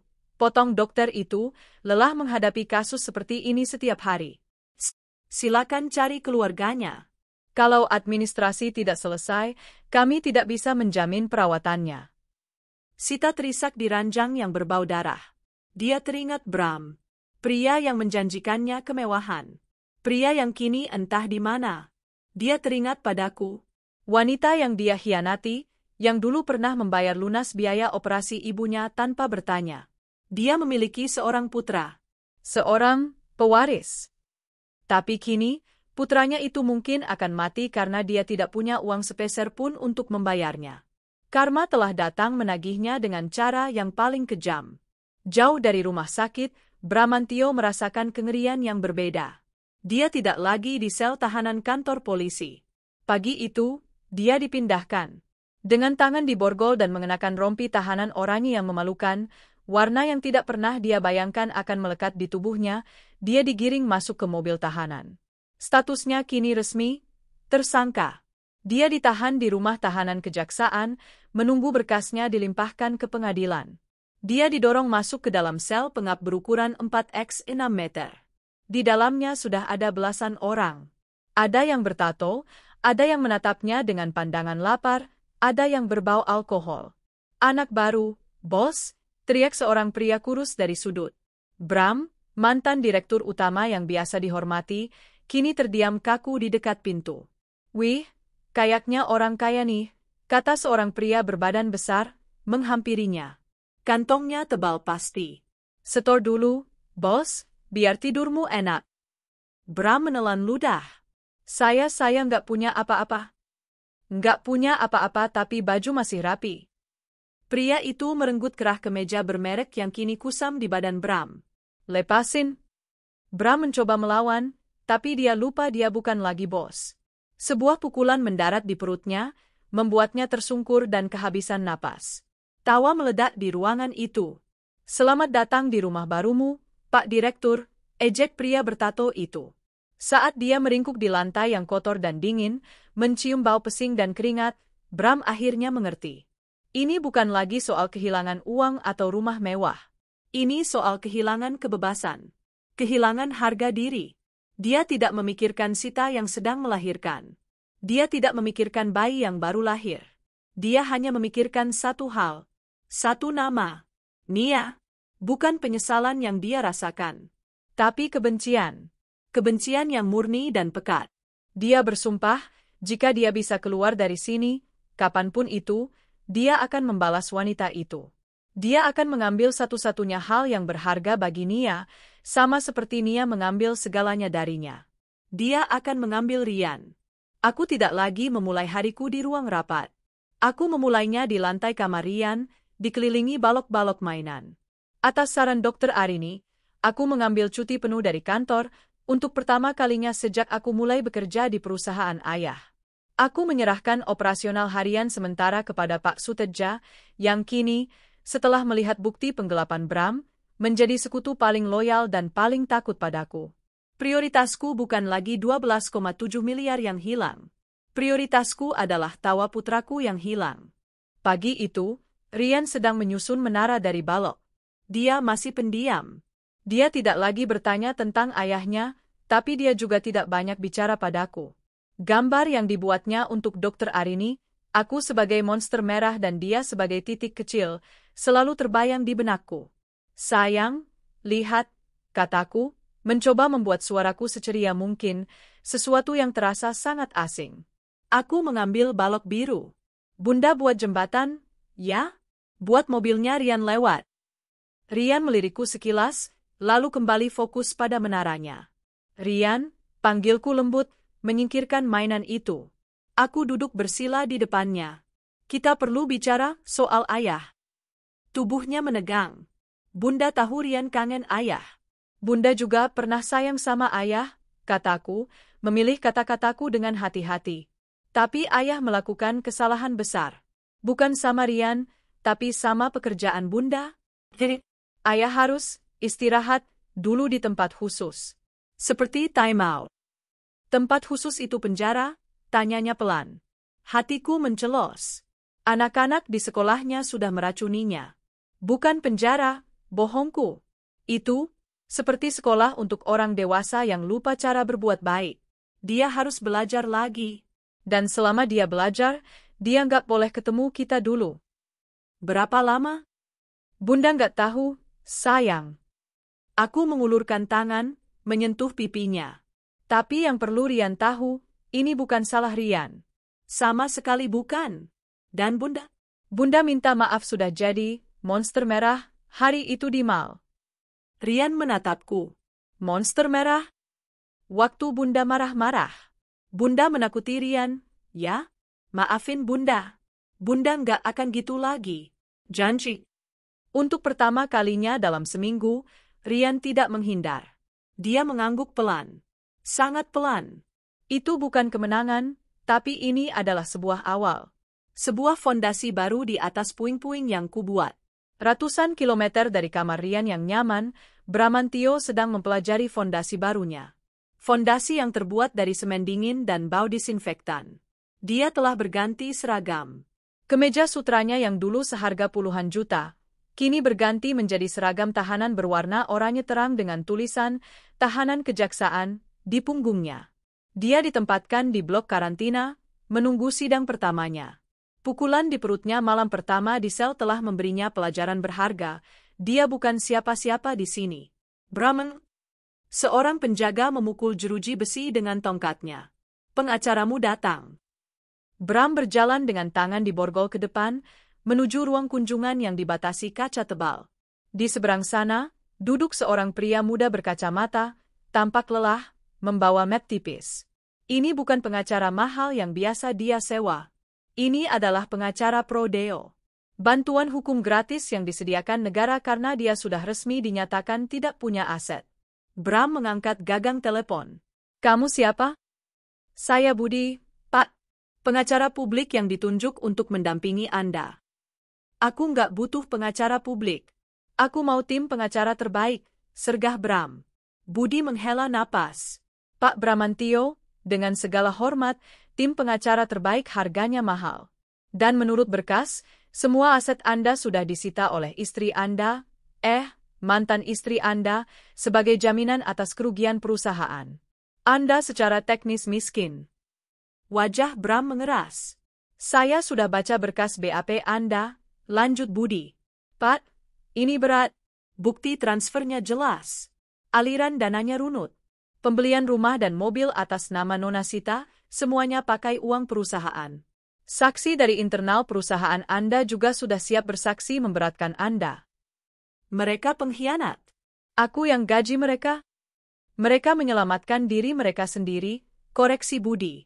Pak, kalau Anda kooperatif, mengakui kesalahan, mungkin kita bisa dapat keringanan. 12,7 miliar itu angka yang besar. Tuntutannya bisa 10-15 tahun penjara.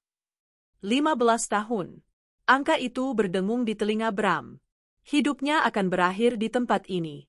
Nah, desisnya. Saran saya, kita fokus ke hak asuh anak, potong Bram, matanya berkilat licik.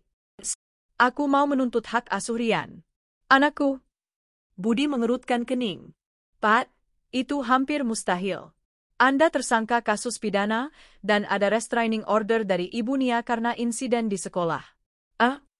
Aku nggak peduli, bentak Bram. Aku mau hak asuh Rian. Bilang sama Nia. Kalau dia nggak cabut tuntutan pidananya, aku akan bilang ke hakim kalau dia ibu yang nggak stabil. Aku akan bilang dia memukuliku di depan umum. Aku akan bilang dia menelantarkan anak. Aku akan lawan dia. Budi menatapnya lama. Dia tahu ini bukan soal cinta pada anak. Ini adalah kartu terakhir seorang pria yang putus asa. Baik, kata Budi akhirnya, mencatat di buku catatannya. Akan saya sampaikan. Bram letakkan gagang telepon. Dia tidak akan membiarkan Nia menang. Jika dia harus tenggelam, dia akan menyeret Nia bersamanya. Dan Rian adalah jangkar yang sempurna. Di RSUD, di bangsal kelas 3 yang berisik, Sita juga sedang berjuang. Dia sudah boleh keluar dari ruang bersalin, dipindahkan ke bangsal nifas yang berisi 8 tempat tidur dalam satu ruangan. Bau amis darah, tangis bayi, dan obrolan keluarga pasien bercampur aduk. Dia adalah satu-satunya pasien di ruangan itu yang tidak pernah dijenguk siapapun. Bu Sita, seorang suster menghampirinya. Sudah ada kabar dari keluarganya? Sita menggeleng lemah. Dia lapar. Makanan rumah sakit tidak cukup. Begini, Bu, kata suster itu, tampak tidak enak. Saya baru dapat kabar dari administrasi. Bayi ibu masih di NICU. Tagihannya sudah berjalan 3 hari. Sudah hampir 5 juta. Kalau tidak segera ada uang muka? Jangan, sus. Tolong. Sita langsung menangis, mencoba duduk. Jangan dihentikan perawatannya. Saya lagi usaha cari uang. Kami tidak bisa, Bu. Obat dan alat itu mahal. Kami harus prioritaskan pasien yang ada penjaminnya.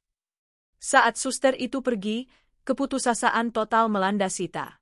Dia tidak punya siapa-siapa. Bram tidak bisa dihubungi, dia tidak tahu Bram sudah ditahan. Ibu kosnya tidak akan mau meminjamkan uang. Dia melihat ke sekeliling. Ibu di ranjang sebelahnya sedang dibawakan sup ayam panas oleh suaminya. Dia teringat sup ayam yang dulu sering kubuatkan untuknya. Sita meraba telinganya. Masih ada. Satu-satunya harta yang tersisa. Anting emas kecil, hadiah ulang tahun dari Bram saat mereka pertama kali menjalin hubungan. Dengan tangan gemetar, dia melepasnya. Dia berjalan tertatih-tatih ke arah ibu di ranjang sebelah.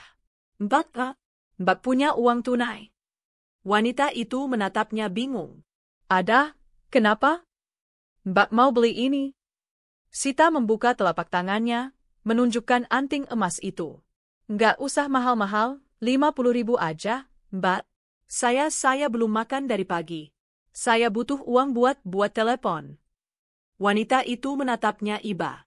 15 menit kemudian, Sita berdiri di depan warung telepon, yang ada di kantin rumah sakit, memegang uang 50.000 yang kotor. Dia tidak tahu nomor Pak Danang. Dia tidak punya nomor siapapun. Kecuali satu. Nomor yang dia hafal di luar kepala karena setiap hari dia gunakan untuk melapor padaku. Nomor Wina. Sekretarisku. Dia memasukkan koin, menekan nomor itu dengan jari gemetar. Telepon berdering 3 kali. Selamat siang, kantor Direktur Utama PT Jaya Abadi, dengan Wina berbicara. Suara yang familiar itu membuat lutut Sita lemas. "Ho, Mbak Win?" bisik Sita, suaranya parau. Wina terdiam di seberang sana. Dia mengenali suara itu. "Sita, kamu dapat nomorku dari mana?" "Mbak, tolong jangan ditutup," isak Sita. Saya di RSUD, Mbak. Saya habis melahirkan.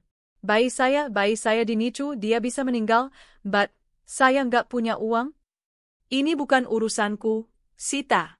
"Ibu nih, tolong, Mbak. Sampaikan ke Mbak Nia. Saya nggak minta uangnya. Saya akan kerja apa aja seumur hidup saya. Saya akan jadi pembantunya lagi tanpa dibayar. Saya akan cuci kakinya. Apa aja. Tapi tolong selamatkan bayi saya, dia nggak salah, Mbak, tolong." Sita menangis histeris di gagang telepon, membuat orang-orang di kantin menoleh padanya. "Di rumahku, aku baru saja berhasil membuat Rian tertawa. Hanya tawa kecil, saat kami bermain pura-pura menjadi monster balok. Tapi itu adalah suara terindah yang kudengar dalam seminggu." Ponselku yang kusimpan di meja bergetar. "Wina, ada apa, Win?" "Saya sedang cuti," kataku, masih tersenyum melihat Rian. "Maaf, Bu Nia." "Sangat-sangat maaf," suara Wina terdengar tegang.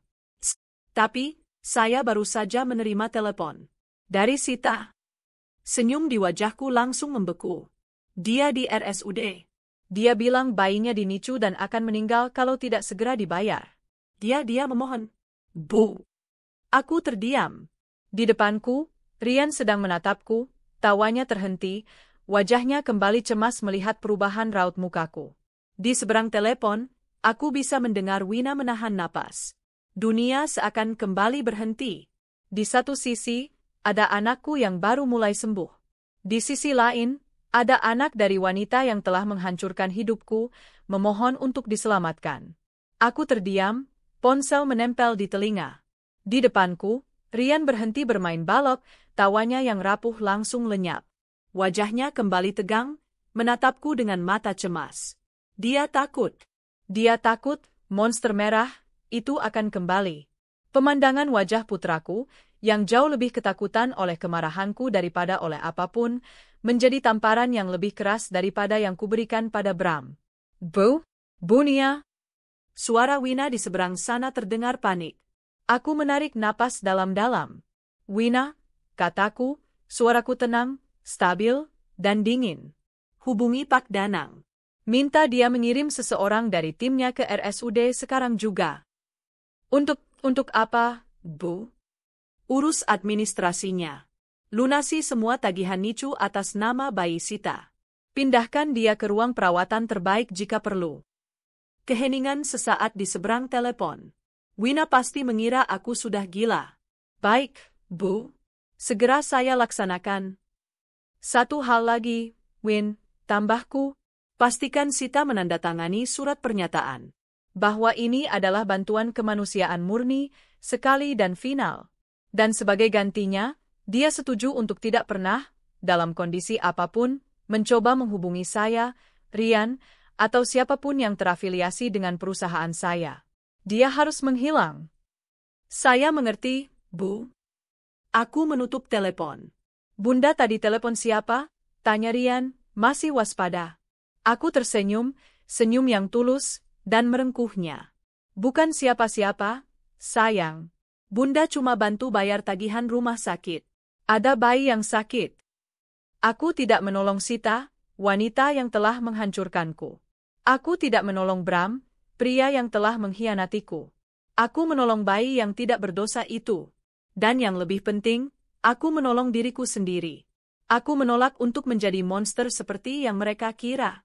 Kemenanganku tidak akan sempurna jika aku membiarkan seorang bayi mati hanya karena dendam. Kemenangan sejatiku adalah menjadi orang yang lebih baik dari mereka. Di RSUD, Sita sedang menangis putus asa di lorong depan ruang nicu. Seorang suster baru saja memberitahunya bahwa jika tidak ada pembayaran dalam 1 jam, alat bantu napas bayinya akan dialihkan ke pasien lain yang memiliki penjamin. Dia siap bersujud, mengemis, saat seorang pria berjas rapi menghampirinya. "Nona Sita." Sita mendongak, matanya bengkak. Saya Bima, dari firma hukum Danang Arekan. Saya di sini atas perintah Ibu Anindita Nia. Jantung Sita serasa berhenti berdetak. Mbak Nia. Mbak Nia, dia mau ambil bayi saya? Pikirnya panik. Tidak, kata Bima, seolah membaca pikirannya. Ibu Nia telah melunasi seluruh biaya perawatan putra Anda sampai dia dinyatakan sehat oleh rumah sakit. Sita ternganga. Dia melihat Bima berjalan ke loket administrasi, menyerahkan kartu korporat, dan menandatangani beberapa berkas. Suster yang tadi memarahinya kini menatapnya dengan pandangan berbeda. Bima kembali menghampirinya, menyodorkan sebuah dokumen dan pulpen. Ini surat pernyataan. Silakan dibaca dan ditandatangani. Sita membaca dengan tangan gemetar. Bantuan kemanusiaan. Tidak akan menuntut. Tidak akan menghubungi. Menghilang. Air matanya menetes, membasahi kertas itu. Dia tidak ragu sedetik pun. Dia menandatanganinya dengan cepat. Tolong sampaikan ke Mbak Nia, isaknya. Saya minta maaf. Dan terima kasih, seumur hidup saya. Pria itu mengambil kertas itu dengan dingin. Ibu Nia tidak ingin mendengar apapun dari Anda. Pesannya hanya satu, selamatkan anak Anda, dan mulailah hidup baru. Jauh dari kami. Bima pergi. Sita menempelkan tangannya di kaca ruang Nicu.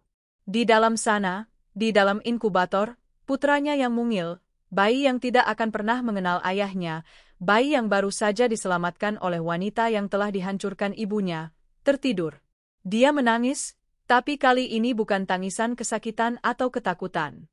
Itu adalah tangisan penyesalan yang paling dalam. Beberapa minggu kemudian. Sidang pertama. Aku duduk tegak di ruang pengadilan. Bukan sidang pidana penggelapan uang Bram, itu akan berjalan terpisah dan sudah pasti dia kalah. Ini adalah sidang yang dia ajukan, gugatan hak asuh Rian. Aku hadir. Bukan karena aku takut. Tapi karena aku ingin melihat wajahnya saat kartu terakhirnya hangus terbakar. Bram digiring masuk. Mengenakan seragam tahanan oranye, tangannya diborgol. Dia kurus, kuyu, dan tatapan matanya liar. Karismanya telah lenyap, hanya tersisa kebencian. Pengacara publiknya yang gugup, Budi, memulai. Yang mulia, klien kami menuntut hak asuh karena kami yakin Ibu Anindita Nia tidak stabil secara emosional untuk mengurus anak. Ada bukti video di mana beliau melakukan kekerasan di depan umum, di depan putranya. Sebelum dia melanjutkan, Pak Danang berdiri. Yang mulia, kami keberatan, selapak Danang dengan tenang. Tuntutan ini adalah lelucon. Tuntutan ini murni upaya pemerasan. Buktikan, bentak Bram dari kursinya. Dengan senang hati, Pak Danang memberikan sebuah flash disk kepada Panitera. Ini adalah rekaman pesan suara yang dikirimkan tersangka Bramantio kepada pengacaranya sendiri, yang kemudian dengan bodohnya diteruskan kepada kami sebagai tawaran damai. Suara Bram yang penuh ancaman terdengar di ruang sidang. Bilang sama Nia. Kalau dia nggak cabut tuntutan pidananya, aku akan bilang ke hakim kalau dia ibu yang nggak stabil. Aku akan lawan dia. Hakim, seorang wanita parubaya yang tegas, memijat pelipisnya. Pak Danang melanjutkan.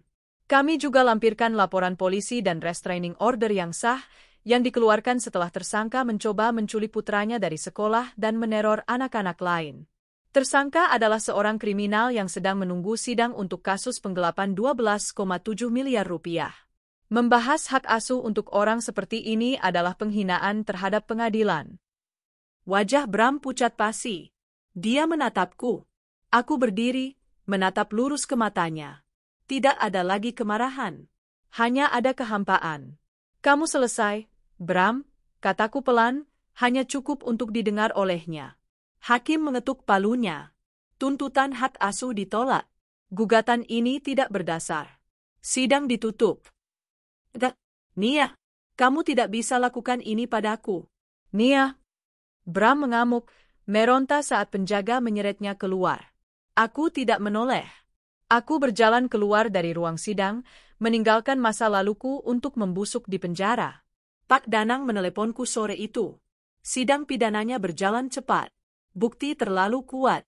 Tuntutan 15 tahun. Hakim menjatuhkan vonis 12 tahun penjara. 2 tahun kemudian. Taman kota di sore hari yang cerah. Tawa anak-anak terdengar riuh. Bunda, Bunda, lihat. Rian, kini berusia 8 tahun, berlari kencang menendang bola ke gawang kecil. Dia sehat, ceria, dan tawa renyahnya adalah musik terindah di dunia. Hebat, jagoan. Aku bertepuk tangan dari atas tikar piknik. Aku tidak lagi mengenakan power suit merah. Aku mengenakan jeans dan kaos katun yang nyaman. Seorang pria duduk di sampingku, mengulurkan sebotol air mineral. Energinya nggak habis-habis, ya, katanya, tersenyum. Aku membalas senyumnya. Dia anak yang kuat. Namanya David. Seorang arsitek brilian yang kutemui saat merenovasi salah satu lobi gedung kantorku. Dia tenang, baik hati, dan dia mencintai Rian seolah putranya sendiri. Dia tahu semua ceritaku, dan dia tidak mundur. Dia justru mengagumi kekuatanku. Bunda, ayah David. Ayo main. Rian melambai pada kami. David tertawa, bangkit, dan berlari mengejar Rian. Aku memperhatikan mereka, hatiku penuh dengan rasa syukur yang meluap. Jalan yang kulalui sangat berat. Aku harus menghancurkan duniaku sendiri untuk membangunnya kembali. Sita? Menurut laporan terakhir Pak Danang, dia dan bayinya, yang dia beri nama Banyu, kembali ke kampung halamannya. Hidup sederhana, nyaris miskin, menumpang di rumah kerabatnya. Dia membayar harga atas perbuatannya. Bram? Dia di penjara. Rian terkadang masih bertanya. Bunda, tanyanya suatu malam sebelum tidur. Ayah Bram, apa dia masih di sekolahnya? Aku mengelus rambutnya. Iya, sayang. Sekolahnya sangat lama. Ayah Bram harus belajar banyak sekali pelajaran. Kita doakan saja dia jadi orang yang lebih baik, ya. Apa dia akan pulang? Aku menatap matanya. Rumah kita di sini, Rian. Sama Bunda, sama Ayah David. Itu yang paling penting. Dia mengangguk, memelukku, lalu tertidur. Aku sudah menemukan kedamaian. Aku menemukan jodoh baru yang baik hati. Perusahaanku kembali jaya, jauh lebih kuat setelah kubersihkan dari para pengkhianat. Aku melihat David menggendong Rian di pundaknya, keduanya tertawa di bawah langit senja. Masa lalu itu adalah bekas luka yang tidak akan pernah hilang. Tapi itu tidak lagi menyakitkan. Itu hanya pengingat. Pengingat bahwa setelah badai paling gelap sekalipun, akan selalu ada cahaya di ujung lorong. Dan aku telah menemukannya. 10 tahun kemudian, langit Jakarta masih sama, sibuk dan tak kenal ampun. Tapi dari jendela ruanganku di lantai 30 Menara Jaya Abadi, segalanya tampak tenang. Di usiaku yang kini menginjak awal 50-an, aku tidak lagi memimpin perusahaan dengan tangan besi. Aku memimpin dengan kearifan. Di atas mejaku, bukan lagi laporan keuangan yang kubanggakan, melainkan sebuah bingkai foto digital. Foto Rian yang sedang tersenyum lebar, menggendong putrinya yang baru berusia 1 tahun, cucu pertamaku, Laras. Di sebelahnya, berdiri istrinya, Gita, arsitek muda yang cemerlang. Rian, di usianya yang ke-28, telah tumbuh menjadi pria yang jauh lebih baik dari ayahnya. Hangat, brilian, dan penuh integritas. Dia memimpin divisi inovasi di perusahaan ini, dan aku sedang mempersiapkan dia untuk mengambil alih seluruh kendali. David, suamiku, sudah semi pensiun dan lebih banyak menghabiskan waktu memanjakan cucunya. Hidupku sempurna. Luka lama itu sudah sembuh total, hanya menyisakan bekas luka tipis sebagai pengingat. Bunia. Suara Wina, sekretarisku yang setia, kini menjadi kepala staf, terdengar dari interkom. Ada yang ingin bertemu dengan Anda. Dia tidak punya janji, tapi dia bersikeras. Namanya Banyu. Jantungku berdesir pelan. Banyu. Nama itu. Nama yang kulihat di laporan tim Pak Danang yang kini telah tiada, bertahun-tahun lalu. Nama bayi Sita. Suruh dia masuk, Win, kataku, suaraku tetap tenang. Seorang pemuda melangkah masuk. Dia berusia awal 20-an, mungkin 22 tahun. Dia kurus, tapi posturnya tegap. Kulitnya gelap terbakar matahari, khas pekerja keras. Dia mengenakan kemeja batik pudar terbaiknya. Tapi yang paling menarik perhatianku adalah matanya. Mata itu milik Sita, penuh tekad, sedikit rasa takut, namun jujur. Dia tidak mirip Bram. Syukurlah. Ibu Anindita Nia, tanyanya, suaranya sopan. Ya, saya Nia. Silakan duduk, Banyu. Dia duduk dengan canggung di kursi mahal di depanku. Maaf, Bu, saya datang tanpa janji. Saya Banyu, dari desa di Klaten. Saya tahu siapa kamu, kataku lembut. Dia tampak kaget. Ibu tahu? Aku tahu ibumu, Sita. Dulu dia bekerja untukku. Mata pemuda itu berkaca-kaca. Ibu saya baru saja meninggal dunia sebulan yang lalu karena sakit. Aku terdiam. Ada rasa duka yang aneh melintas. Rasa duka untuk gadis lugu yang pernah kuanggap adik sebelum dia tersesat. Saya turut berduka cita. Sebelum meninggal, lanjut Banyu, suaranya bergetar. Ibu menceritakan semuanya. Tentang kesalahannya, tentang Ibu. Lalu, apa tujuanmu ke sini, Banyu? Tanyaku. Mencari keadilan? Uang? Dia menggeleng cepat. Tidak, Bu. Sama sekali tidak. Ibu saya bilang, seumur hidup kami berhutang nyawa pada ibu. Ibu yang membayar biaya rumah sakit saya saat saya lahir. Tanpa ibu, saya tidak akan ada di sini. Dia meletakkan sebuah amplop lusuh di atas mejaku. Saya bekerja menabung selama 3 tahun. Jumlahnya tidak seberapa. Mungkin tidak bisa membayar lunas biaya nicu saya. Tapi ini sebagai tanda terima kasih saya. Saya ingin mengembalikan kehormatan ibu saya. Aku membuka amplop itu. Isinya beberapa gepok uang, mungkin total 10 juta rupiah. Uang tabungan seorang pemuda miskin dari desa. Aku mendorong amplop itu kembali padanya. Simpan uangmu, Banyu. Itu sudah lunas. Tapi, Bu, anggap lunas, tegasku, namun lembut. Lalu, apa lagi? Dia menelan ludah, mengumpulkan keberanian. Satu hal lagi, ibu saya tidak pernah mau memberitahu saya. Dia hanya bilang, dia sudah bersumpah pada ibu untuk menghilang. Tapi saya harus tahu. Dia menatapku lurus. Siapa ayah biologis saya, Bu? Inilah saatnya. Momen yang tidak pernah kuduga akan datang. Kenapa kamu harus tahu? Saya hanya ingin tahu dari mana saya berasal, bisiknya. Saya tidak ingin mencari hartanya. Saya hanya ingin menatap wajahnya sekali saja. Entah dia baik atau jahat, saya berhak tahu. Aku menarik napas panjang. Namanya Bramantio. Dia dulu suamiku. Banyu memejamkan matanya, seolah sebuah beban berat akhirnya terangkat. Di mana dia sekarang, Bu? Dia dipenjara 12 tahun karena kejahatannya pada perusahaan ini. Dia bebas 10 tahun yang lalu. Sejak hari itu, aku tidak pernah tahu lagi di mana dia. Dia menghilang. Tepat saat itu, pintu ruanganku terbuka. Rian masuk tanpa mengetuk, membawa tablet di tangannya. Bunda, desain prototipe yang baru sudah siap. Oh, maaf, Bunda ada tamu.